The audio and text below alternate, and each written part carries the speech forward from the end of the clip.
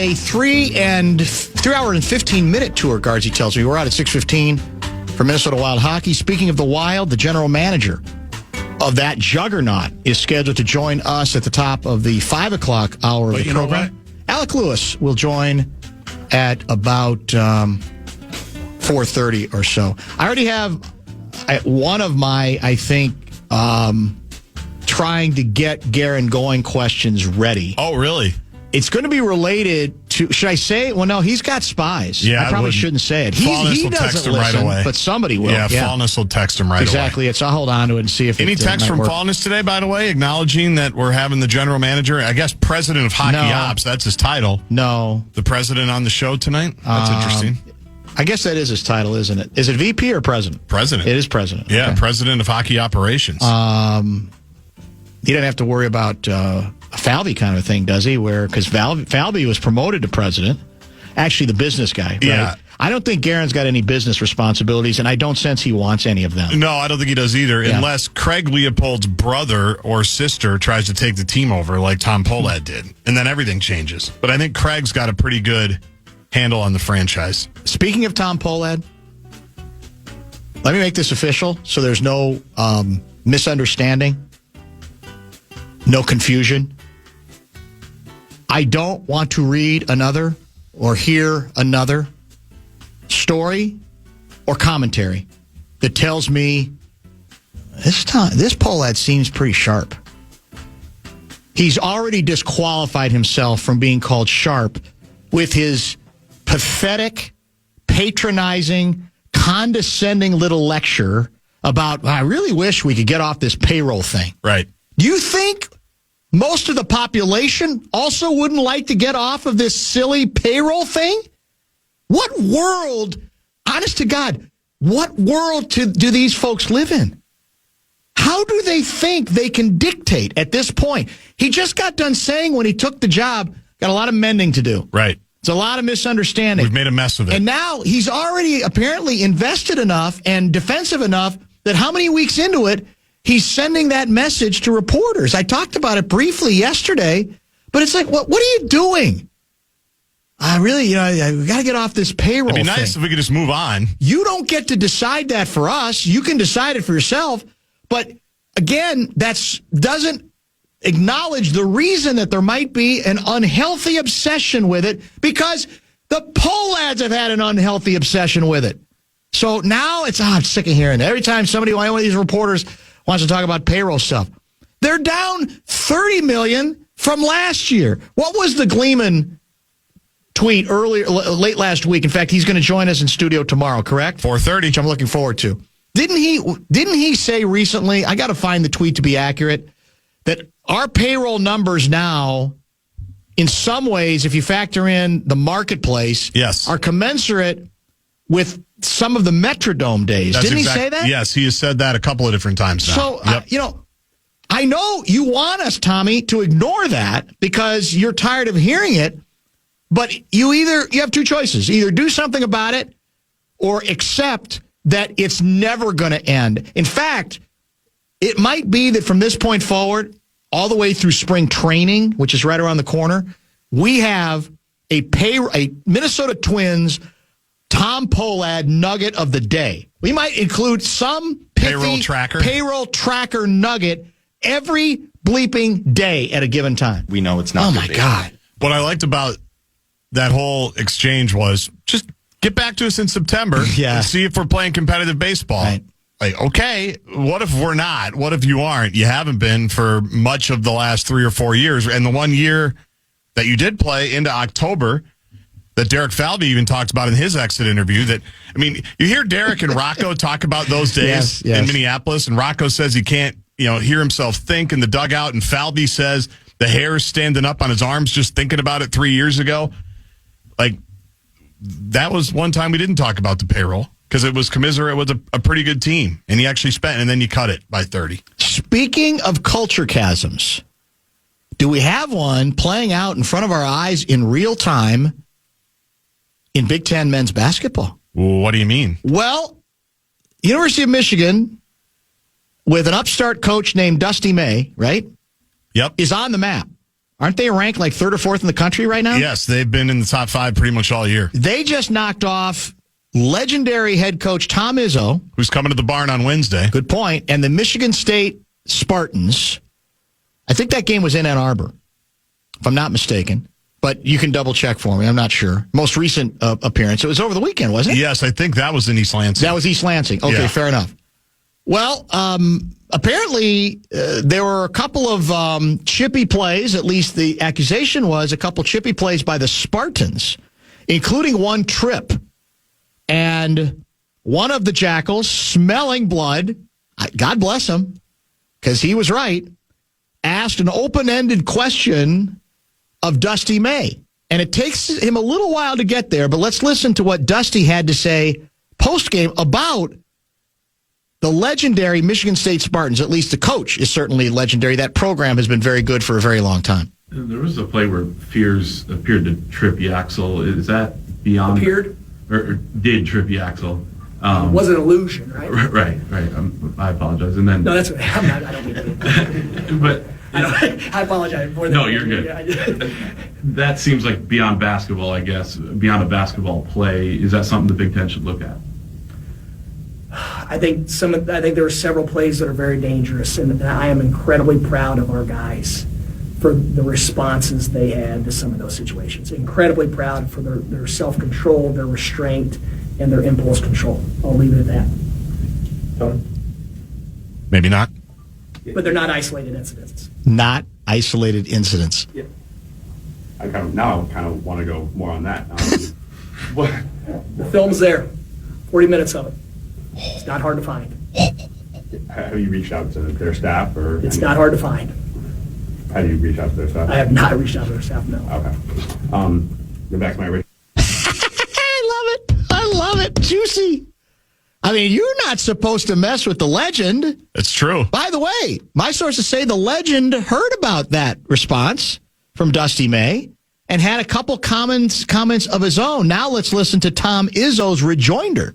Second question, I don't know if you've seen it, but about a couple hours ago, Dusty May had some pretty serious criticisms of Jeremy Fears. He said there were a number of dangerous plays in the game, and I'm wondering what your response is to that and sort of what you saw in that game and how Jeremy I'm not going to get into that. I have no idea, but I do know that I thought there were a couple plays the other way, too, like jumping into a guy and getting a foul when it was a complete joke. This is what it's supposed to be. It's supposed to be. And you know what? Michigan's over. I'm moving on to Minnesota. No insult to you. I don't care what Dusty says. I don't care what they say. I don't care. There were some things Jeremy did. I addressed on him. But him and their point guard were going at it pretty good. That's what happens in games like this. So if anybody did anything dirty, tell them to call me. And I would be more than happy to address it. If it was physical play, that's the way that game's always going to be. Yeah, the next question. This is high-level competitive stuff. I don't know if what it says about me how much I enjoy this, because it's just good to get beyond the platitudes. Yeah. And, too far, it's a tough opponent. I'm really it's like it's okay to have these squabbles, and I think that's quite frankly how rivalries can be cemented or added to, right, or strengthened, where it's kind of going back and forth, and you have the unusual dynamic. Michigan was once a great program, obviously, but it had kind of fallen off, relatively speaking. Under Dusty May, the guy who, at Indiana, they still feel like that's the love we lost, right? The timing wasn't right, and they sent feelers out to him before they hired their current coach, but he was, by that point, pretty enmeshed. Locked in. At Michigan, right? Yep. And then you got, Tom Izzo. Now, here's what further complicated it for me, and I haven't talked to Bozich about this. Here's the Bozich reaction to the Dusty May comments. Dusty calls out Michigan State's typical BS. Good for Dusty. The Big Ten will be better when Izzo's tackle football disappears from the league. Now, that surprised me because I always thought Bozich had a high level of respect for Izzo, as I do, as I think you do. Of course.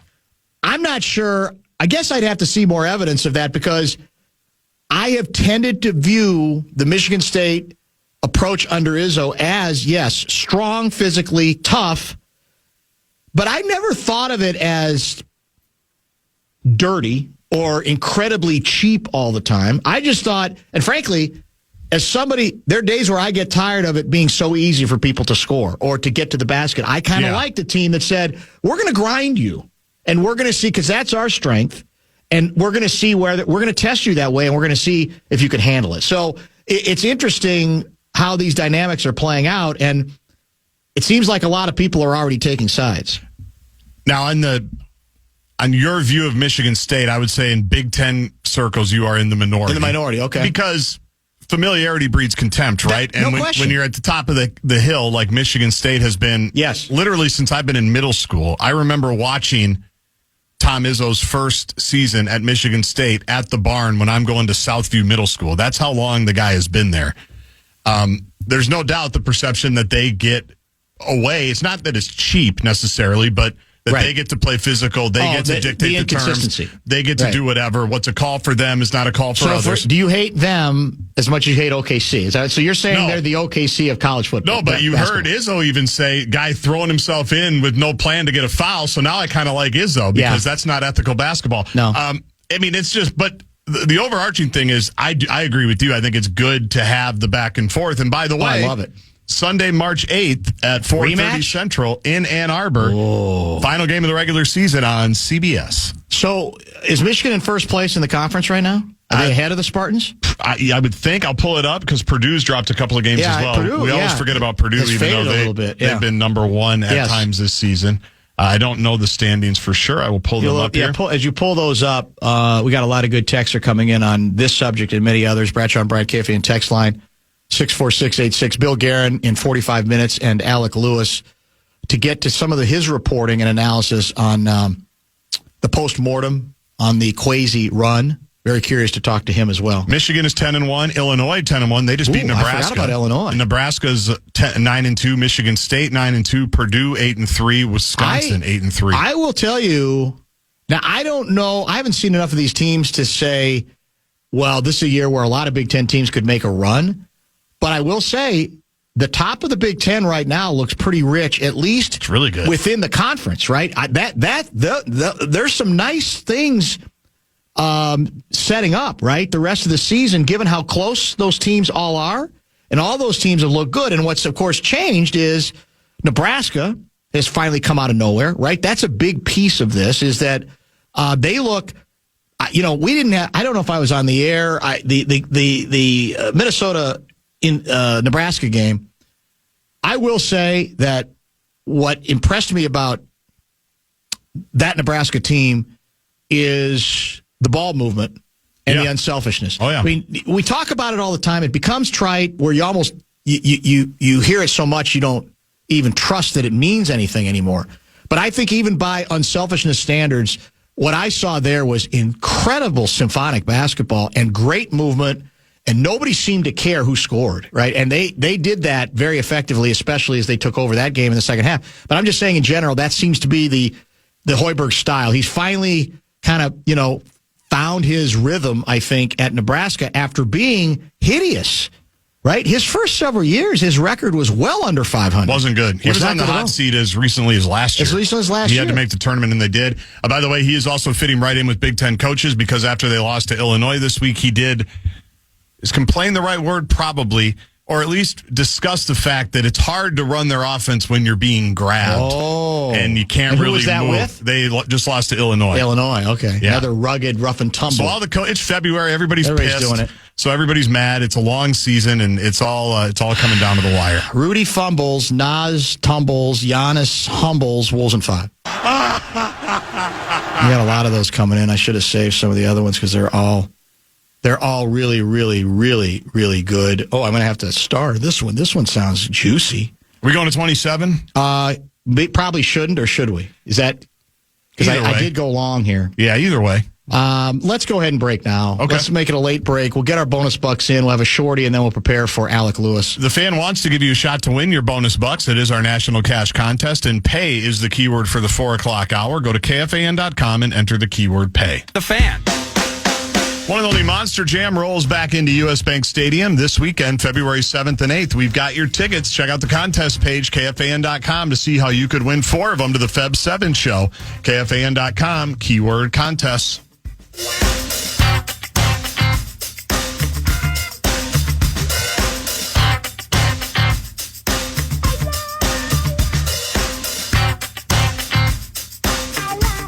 Larry Mandela guy writes, am I still blocked by Barrero? Can you see this? Else it should be evident now that I can.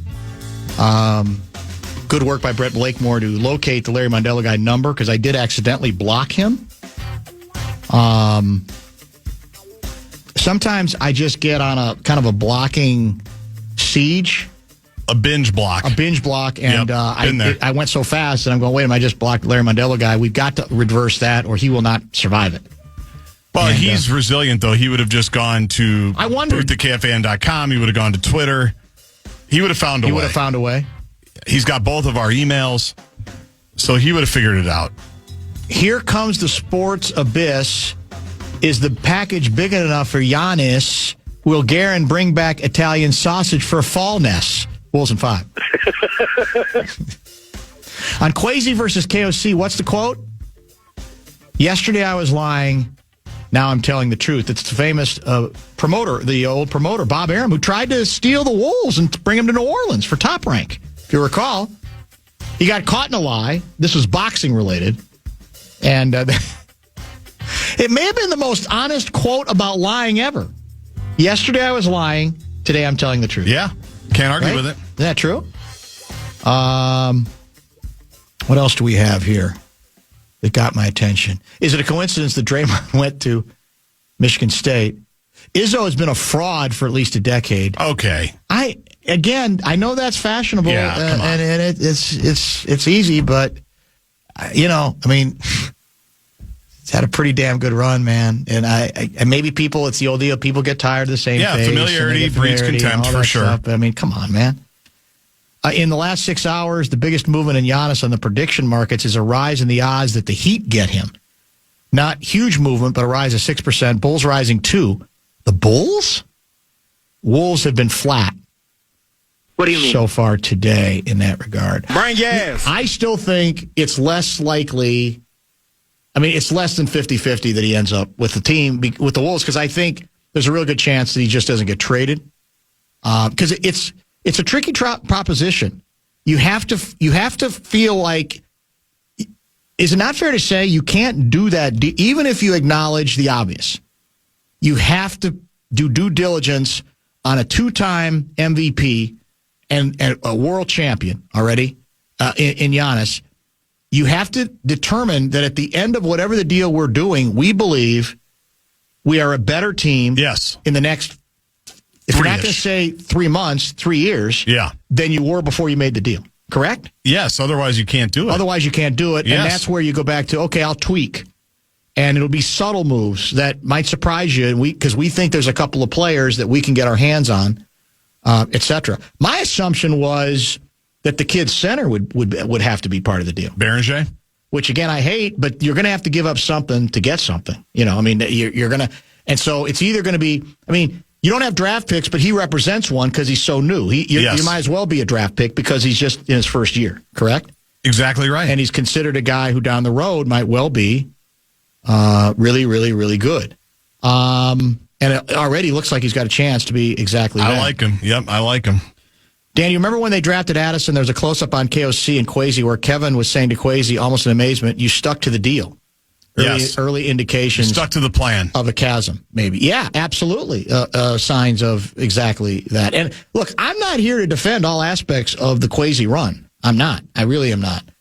I just think it's becoming a little too convenient to put not only the draft disasters on him, but the entire quarterback saga. That, I'm not saying he doesn't have something to do with it, but I'm saying if that's not a shared responsibility, then folks like our 430 guest and many others have sold the rest of us a bill of goods on the power that the head coach seemed to be accruing over the course of the time that he became more than a head coach, even though that was still his title, right? I don't think his title changed beyond that. I don't know if it will.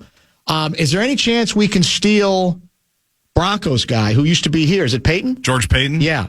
Or is he his contract is up. It is. But and now he doesn't run it. That's your guy runs it. Sean Payton. Different Payton. Yeah, Sean Payton. This one, I think, the other Payton who used to be here was under Spielman is Paton. Correct. That's how you spell it. Yep. He's highly thought of. Yes. So, would he, I have no idea. Is he happy there with that arrangement where he didn't really have final say? I would think if you brought him here, he'd probably want final say. And then you get into the tricky part. For any head coach, the next guy in, if you hire from outside the organization, did not hire the head coach. For sure. It's a big deal. And that is often a big deal, right? Where there's more paranoia, et cetera. I swear there's video of KOC on draft day pumping his fist after drafting McCarthy. Well, he definitely sounded like... in fact, I think I saved... Let me see if I can...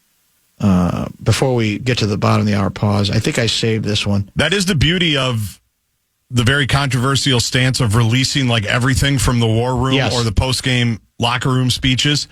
We do have a little bit more we have more receipts now. So you can go back a little bit. So the stick to the plan thing, we've talked about that forever.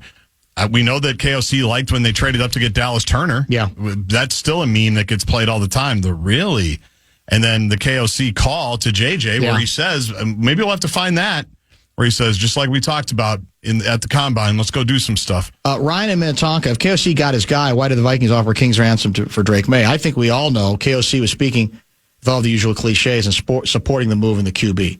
That still oversimplifies it. It's very different. I refuse to this day to believe that they move up to make sure they can draft J.J. McCarthy if the head coach doesn't say, I can work with this kid. I'm on board with this kid. This isn't the one. That doesn't mean it has to be the one you wanted more than any of the others, but you can believe more than one guy has a chance, even if you think Drake May would have had a better chance. So no, that's way too easy on letting the head coach off the hook. That has to, for me, continue to be a shared responsibility. We'll see what our next guest thinks on that, what he has written, all of his intel, how this story might go forward, and maybe what happens to the Vikings general manager search eventually as well. Alec Lewis from The Athletic is next. Yeah.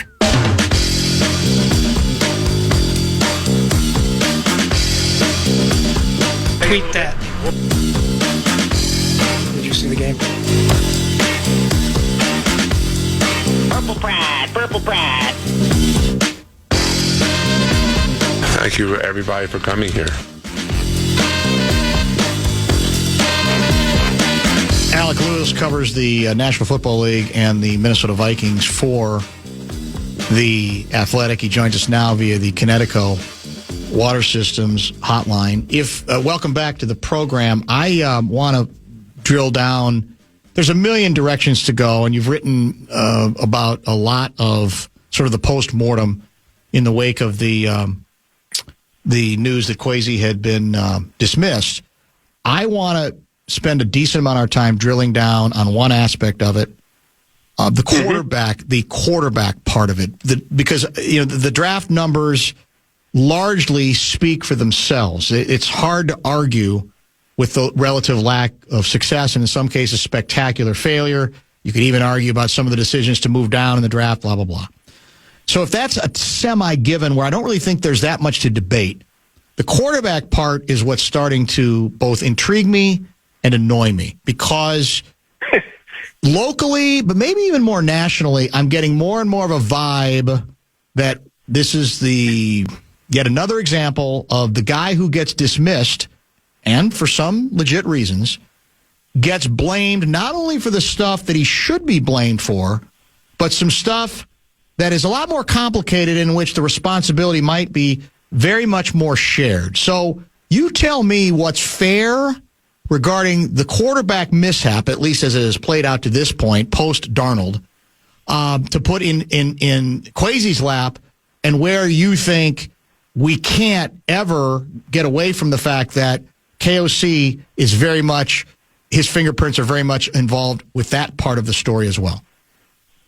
Yeah, it's a great place to start, and thanks for having me, and I appreciate the way you framed that. I thought on Friday afternoon, when Mark Wilf spoke to reporters, the most telling line, the most interesting line to me was when in an answer to a question, and the subject was Kevin O'Connell, Mark made it very clear in saying, quote, "We all share the accountability here." And by that, I took it to mean we all as in ownership, we all as in Kevin O'Connell, and we all as in Kwesi Adopho Menshah, and you could probably add others, influential voices to that mix. It is, and it remains, extremely difficult to segment. I mean, really, a lot of decisions over the last 3 years that this organization has made, but specifically the quarterback decisions of last spring.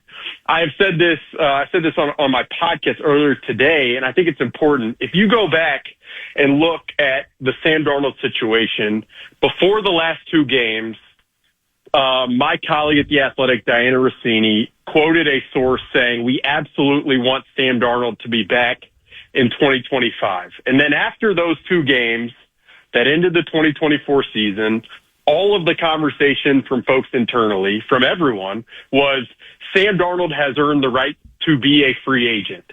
And I've said this in the past, regardless of how much or how little certain people within the decision-making power structure wanted to bring Sam Darnold back, if that was entirely the case with emotion and passion behind it, there would have been a more lengthy offer to him, a more sizable offer to him. And so specific to that situation, it's hard for me to absolve Kevin O'Connell from that. Daniel Jones, I mean, I think everybody internally wanted to bring back Daniel Jones. That was pretty clear. The dynamics then get fuzzy in terms of how those negotiations went and who played a role and who met with agents and who was tasked with securing the deal. And then the other obvious one is acquiring Sam Howell. That was Sam Howell. That was a Kwesi Adopho Menshah decision. But when you're talking about Aaron Rodgers, you're talking about Joe Flacco, Ryan Tannehill, all of the other names.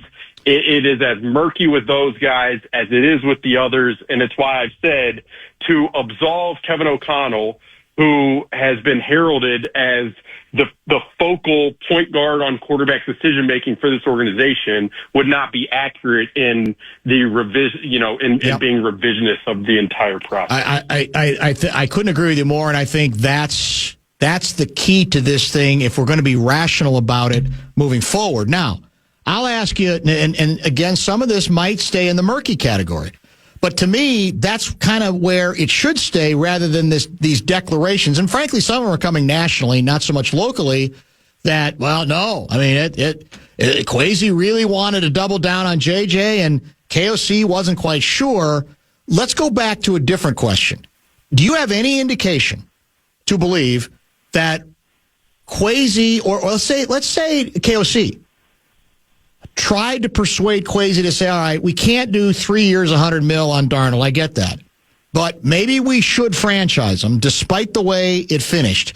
Is there anything in the record or even in the murky zone to indicate that there was a difference of opinion on whether to try to creatively somehow make it work even on a one-year deal, a franchise deal with Darnold?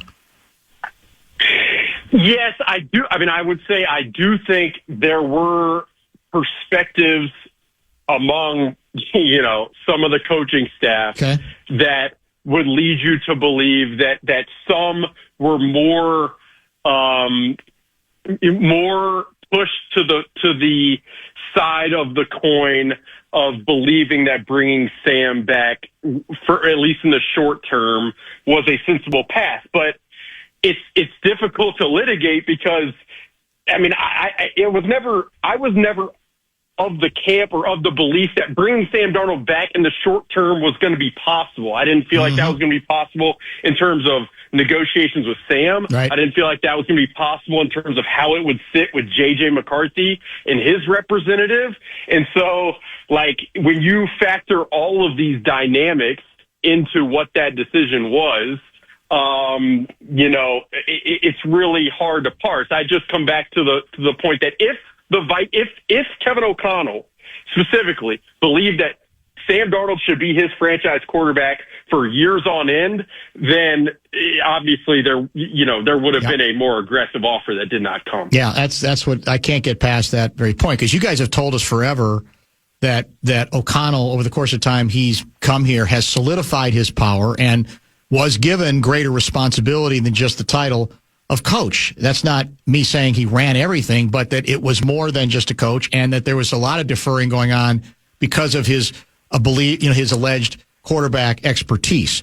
Now let's go to question number 2 regarding this sequence, because one of the other things I have sensed is a belief that behind the scenes, KOC either obliquely or more directly blamed his general manager for not getting the Daniel Jones thing done. This theory there being that even if he said all the wonderful things about JJ publicly, he had enough nagging concern that he wanted the buffer. He wanted an option even going into this past season. So my question again is it fair? It's hard for me to figure out where we could articulate that the GM failed, because as far as I'm concerned, the money wasn't going to be the issue, and I think the offer was very competitive. The thing that to me made it, no matter who was the general manager, impossible to necessarily guarantee you're going to bring him back, was that he knew that he was going to have from the beginning, Alec, a better chance, a fairer chance to be the starter from the beginning than here, where clearly the Vikings wanted JJ to step up and be the guy. Correct? Yes, and so how I frame this one is regardless of, or how I've contextualized it in my head is regardless of, even if, or let's just say, Kwesi Adopho Menshah was contractually in charge of acquiring personnel for this organization. Yep. So that is a fact. And so not securing personnel obviously falls on his desk. But in my opinion, and this is just me from the outside looking at it, it is kind of incumbent upon the entire decision-making tree to assess and really evaluate the likelihood of all facets in terms of what other teams might be interested in a player like Daniel Jones, what the likelihood is that he is leaning towards returning. And so while the contractual side of it absolutely falls on Kwesi Adopho Menshah, again, the murkiness shows up with this one, and it could go to Aaron Rodgers probably with it as well. And I would say this again, too. Mark Wilf's comment to me was telling in that ownership has a role within quarterback decisions as well. Like, that's not something that I believe can be overlooked. So let's go to the Aaron Rodgers piece of this next, because there has been some suggestions in some locations, I don't think you've written this, but correct me if you have, and maybe I missed it, that Kwesi might not have been as crazy about pursuing the Aaron Rodgers fantasy as the head coach. And once again, it's like Kwesi's the bad guy, and KOC was the good guy who just sort of got overruled by the guy who's the general manager of the team. Does your reporting at any point indicate that there was a fundamental difference of opinion that had something to do with why ultimately Rodgers did not land here? This one might be the toughest for me of all of them to try to segment it, to be honest with you. And I'll tell you this. On Friday morning, before the news surfaced, I was on the phone with someone within the team, and we were talking for an hour about all different things, the league and all this stuff. And one of the major points in that conversation was this person saying, I still don't know who made that decision, but I do know it affected livelihoods. And this was person of the team who you would expect to understand who made that final call. And so I do know this. I mean, I know, and we wrote this in the story that ran yesterday morning, and I'm very convicted in this. I know there were a lot of people internally, a lot of people that supported the idea of Aaron Rodgers at that juncture, given the just the uncertainty about what it would be to turn the organization over to J.J. McCarthy, an organization that had just come off of a 14-win season. And so that's what I know. But that one, I mean, again, and I think what you're getting at in terms of a lot of these questions is astute, and it's something I appreciate because there are, in my job, you're after the truth always. And the hard part sometimes is truths change and people have different truths. Exactly and right. It's a lesson for me. It is something that has, I mean, I often think about how these things apply to life and other aspects, but this one has definitely been that for me is what I would say. Well, again, I wouldn't be surprised in any of these sorts of big decisions in any organization. There's differences of opinion. To me, what matters is what those two guys felt more than the people around them. And I bring all this up again because, and I know you're aware of this, and it's probably something in your reporting you have to filter in or you have to factor in. When someone gets fired, there may well be legitimate reasons for that dismissal, and some of those, as we said, have been laid out. It's hard. The numbers on the draft are pretty much inescapable, and so it probably starts there. But what tends to happen is when the odd person out can become the fall guy, and it becomes then easier for people to come forward anonymously, by the way, with stuff that they think piles on. And, maybe we'll blame him for that, too. Or, I think he had something to do with that as well. And that's what I despise. It's happened, not just here. It certainly happened when Zimmer was dismissed. And, again, he brought most of it on himself. But I thought it got to a point where then he got blamed for some stuff that didn't even make sense. It happened when Tom Thibodeau was fired from the Wolves organization. And I kind of resist that because I think it becomes too easy for the people who are still there to pile everything on the guy who's out the door who really can't defend himself anymore and is no longer in a position of authority. Does that make sense? Absolutely, it makes sense. And you said this. You have to be hyper vigilant. And I will say this. The guest you had earlier on your show, John Krasinski, for me, we have talked over the years, a span of years of ensure you're documenting this. Ensure you're keeping notes on this. I think my girlfriend makes fun of me sometimes of why does your phone have text from 2023? And in times like Friday, in the aftermath of Friday and Saturday, they come in handy as you are trying to sift through how much is a revisionist history game versus how much is reality. And you know this, Dan, and it's why, again, I appreciate this specific conversation because it's journalistic and it's sensible, but there are a lot of people whose perceptions are on the line, whose livelihoods are on the line, and they want to guard against that stuff. And in this job, you just have to sift through it as best you can and stick to what you feel is most comfortable and most accurate. That's the job, and that's why the hair on my head is receding by the day. We're chatting with Alec Lewis, covers the Vikings in the National Football League for The Athletic.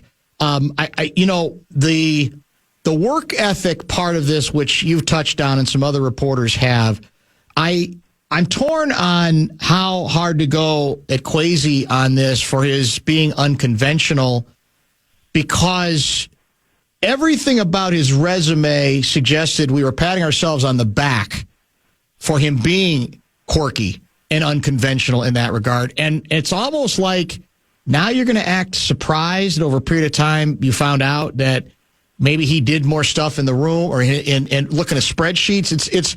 It's almost like we can't, again, you got to hold him accountable, but to a certain extent, don't you get who you get? Should anybody have been surprised that in the end he was going to take a very unconventional approach across the board, and now what looked like something kind of cool, thinking out of the box and quirky at the front end is looked upon as, too far out of the mainstream, disconnected, detached from the coaches, etc. That sounds kind of predictable to me, or it sounds like I want to blame the hiring practice more than I necessarily do Kwesi. What do you think? Yeah, it's definitely the component of his non-traditional background and how it was received and how it's kind of played out over time, that I find most interesting probably is just to kind of go through the arc of it. I mean, when he was hired, there were a lot of people internally and externally who were skeptical about the background and inexperience. And then what did not help, and we've covered this time and time again, you have, I have, all of the local national reporters have, is in 2022, his first draft, the non-traditional, the guy with the non-traditional background who was trying to establish faith internally and externally, took a major swing in his first big opportunity in the NFL draft, and he has self-admitted that he did not get enough in the return, and there's no denying how poor of a draft that was. And so when you're already fighting uphill for a staff that really has all been together and was together under Rick Spielman that Kwesi essentially took over, when you're already fighting that uphill battle, and then your first big swing is so out of the box and does not establish any faith, I mean, that's the first impression, and it becomes really difficult to move past over time. And it can be done, certainly. I mean, the team won 14 games in 2024, but I think you're right in that initially when he was hired, we're hiring a process-oriented thinker who isn't going to be emotional and is going to provide a different layer of decision-making ideas than what most within the NFL have. And ultimately, in trying to do that, the Vikings hired a guy who was never able to establish enough faith internally among key members of the coaching staff and the staff as a whole, and the building as a whole. This time around, we have a couple minutes left, and we may revisit as we get closer the next couple of months, even after the Super Bowl, with you on some of these fronts in a little more depth. Your best, reporting guess on whether ultimately this team hires outside the organization to fill that spot? Yeah, I mean, I would say I don't feel confident in going either way because of what I know about Rob Brzezinski, and it's easy after all the revisionist history conversation to praise Rob Brzezinski. I'm sure someone will be like, well, no, he gets the job. But people internally and people throughout the league have thought very highly of Rob Brzezinski for a long time. The question for me is, does he want to segment his expertise with the salary cap and relationships with agents and negotiations to do the entire GM job that is front facing, that is, it is an undertaking, it is stressful and all of that. Or do the Vikings want to pair a lead evaluator with his expertise in Kevin O'Connell? And I would probably lean toward the latter. Back to your initial question, I think the name that has surfaced most of people is current Denver Broncos general manager George Payton, and the question would be, would he be able to leave? Would their owner Greg Penner try to keep him? What would Sean Payton think? All of those conversations we'll probably likely have in the ensuing months. But in the event it's not Rob, in the event it's not George Payton, it will be a person with an extensive personnel scouting background. I can say that for certain. Yeah, we tend to sometimes even overcompensate for the direction. We've done this with coaches forever. We go from players coach to we need a hard ass. And then, too much of a hard ass, got to give us a players coach, and we kind of bounce back and forth. So we'll see if that applies as well in this case. Great reporting again this season. Great writing. I appreciate the time and the contributions. We'll be in touch soon. Thanks as always, Alex. Always, Dan. Thank you, guys. Appreciate it, and have a good week for sure. Alec Lewis covers the Vikings and the National Football League for The Athletic. Bill Guerin covers hockey he runs hockey, the program, for your Minnesota Wild. He's about to head across the pond as well. Couple games left for the Wild before the big break.